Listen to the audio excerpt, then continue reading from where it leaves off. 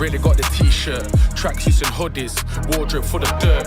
My name was ringing bells around the city for the worst. They call me Predator, you heard about the name before you met me first.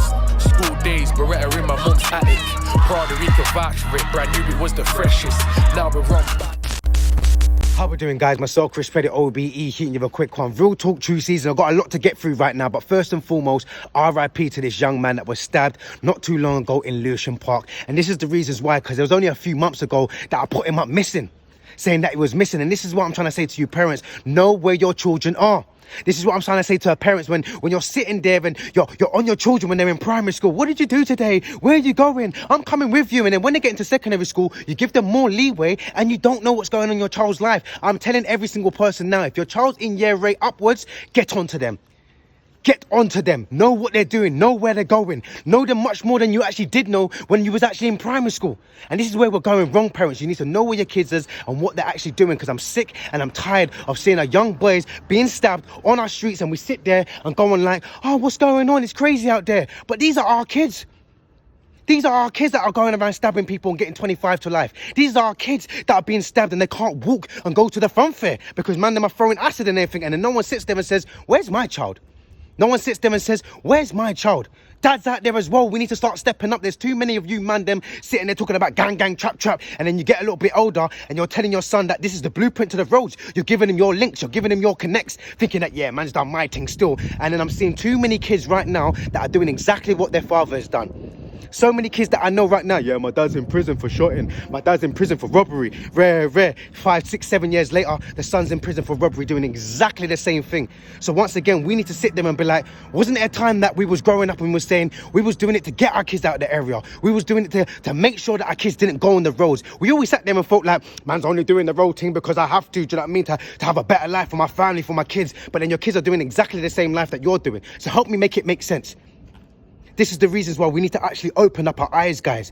There's a video that's going around of a 999 call. An 18-year-old boy end up stabbing his friend. Wake up. My friend and I got into an altercation, and I'm the only one who came out alive. Are you telling me you've killed somebody? Yes, I am. Right, and who am I speaking to? My name is Lewis Daines. I'm 18 years old, and I was in a mess, hands on his face. I got up, I put my arms around him, and I said it was okay. He just shrugged me off and said no. I can't remember exactly what he said. He was going on about how he didn't want to go home. He was fed up with his life, and he didn't want to go. Right, and okay.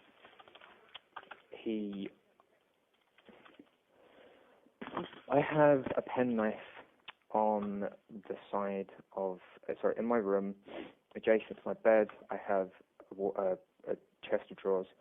After shaving the TV and stuff on there, I had a penknife on there, folded. He picked it up, opened it, and then lost control. Slow down. Let me just take those details here. Penknife on the bedside table. Brett grabbed this.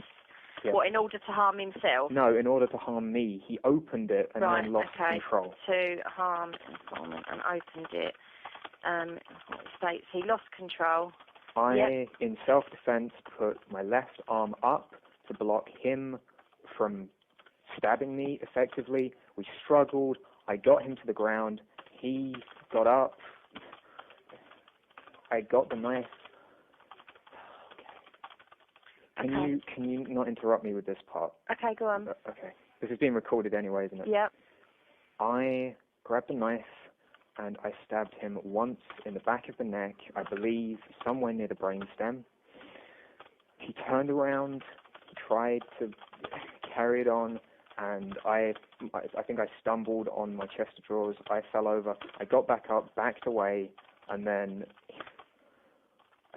I don't remember exactly what happened, but the fight ended with me cutting his throat. I believe I turned around and I slashed his throat. Right. He fell face first on my bed. I tried to stop the bleeding. Yep. He fell onto the floor. Yep. I couldn't stop it. His throat was properly cut. And he's still on the floor? He fell onto the bed face first. I was trying to compress the wound at that time. And Lewis, are you still in the room where Breck is? No. Where are you? Look, don't interrupt me. Just let me explain this. If this is being recorded, I didn't know what to do. I felt like. Right, is the house where you are is where you are and where Breck is, yeah? But you're in another room, are you? Yes, I felt like taking my own life. I don't remember what happened after that. All I know is I dropped the knife in my hallway. I stripped down and just sat in the shower. Right, you've left the weapon in the hallway. Yes. And have spent how long sitting in the shower? I don't know. Look, are the police on their way? I can hear something. They are. Okay, I'm going to go and do my part. Please, thank you for your help. Right, just listen. I'll say it again, that 18-year-old boy end up stabbing his friend. And this is what I'm trying to say about you kids. When you want to roll around with knives, you want to be flicking it out, getting into little arguments with your friends and all the rest of it, and then you're stabbing up your own brethren now. Your brethren's dead.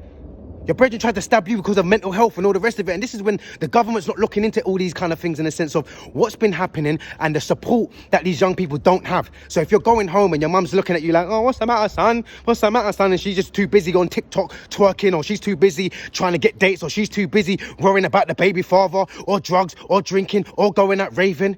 None of you guys look after your kids as much as you say that you do. Facts. Right now, where's your kids? I bet they're at grandma's house. I bet that your friend's house. I bet that your auntie's house, but you're getting ready to turn up this bank holiday, innit? You're getting ready to go out raving, though. How much of you lot are sitting down there making sure that your kids are doing the revising, doing their GCSEs, making sure that they got everything that they need? How much of you lot are making sure that they're doing homework? Don't worry, I'll wait. But they've got a computer, though. They've got the latest iPhone. They've got the latest trainers. They've got the latest stuff. But you lot sit there all the time and say, I don't understand why my children are acting like this. I don't understand why we've got a problem. This is a problem. So you heard the 999 call of this young man sitting there saying, do you know what? I've just killed my brethren. 18 years of age, he's going to spend 25 to life in prison because we don't understand that we've got problems within our community. There's one more video that I wanted to just address as well, in the sense of stop and search. How much times have you been stopped and searched? Don't worry, I'll wait. So when we're talking about stop and search, we're talking about certain things that our young people go through, strip searching and all the rest of it. We need to have a better understanding on why is our young people getting stopped and searched, and the reasons how the police go about it. Because every time you stop and search someone, it gets to a stage where it's like it doesn't even match the description. You're just stopping, man, because I'm black. Let's just keep it 100. Let's keep it 1,000. Asian and black communities get stopped more than white counterparts. But we're only 5% of the whole population. So help me make that make sense. Help it make sense. And if we're going to sit there and be like, oh, that's just normal, Chris, that's the way it is. Why is it normal? And if it's a case of you guys sitting there now, ask yourself, have you been stopped and searched? And if you haven't, ask yourself why. And if you have been stopped and searched, ask yourself why.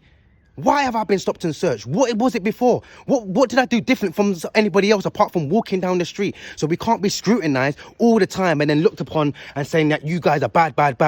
When is anyone going to address the situation and say, do you know what? Hold on a minute. I would feel upset if I got stopped for no reason. Hold on a minute. I would feel upset if they tried to brutalize me and strip search me and make me feel like less of a human being because you feel like you've got the rights to do that.